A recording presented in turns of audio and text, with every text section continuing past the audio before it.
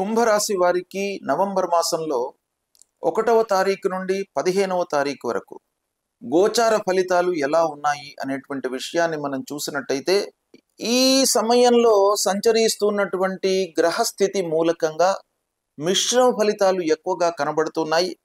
అయినప్పటికీ గత మాసంతో పోల్చినట్టయితే ఈ పక్షం లోపల మీకు అనుకూలమైనటువంటి ఫలితాలే ఎక్కువగా ఉన్నాయి.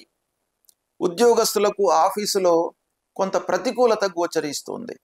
అంటే తోటి ఉద్యోగస్తులతో, అధికారులతో, హైయప్స్తో లేదా క్లయింట్స్తో కొంత ఇబ్బందులు ఉన్నాయి.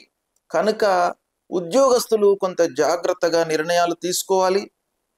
ఇక ప్రయాణాలు ఖర్చులతో కూడుకొని ఉంటాయి.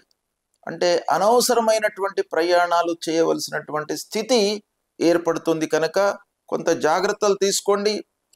నిత్యము చేసేటువంటి పనుల లోపల కూడాను కొంత అశ్రద్ధ గోచరిస్తుంది ఈ సమయంలో.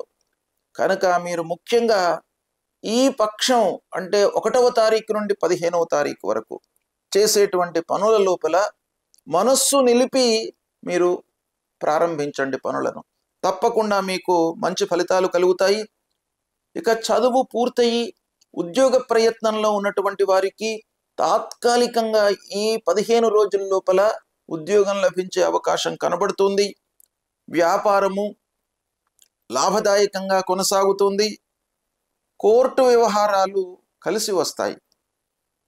చాలా రోజుల నుంచి మీరు ఎదురు చూస్తున్నటువంటి ఆ కేసుల లోపల మీకు అనుకూలమైనటువంటి ఫలితము ఈ పక్షంలో మీరు పొందే అవకాశం కనబడుతుంది. 1 నుండి 15 వరకు ముఖ్యంగా ఇంటి వాతావరణము, భార్య, పిల్లలు, కుటుంబ పెద్దల యొక్క సహాయ సహకారము, అన్యోన్యత బాగా కనబడుతుంది.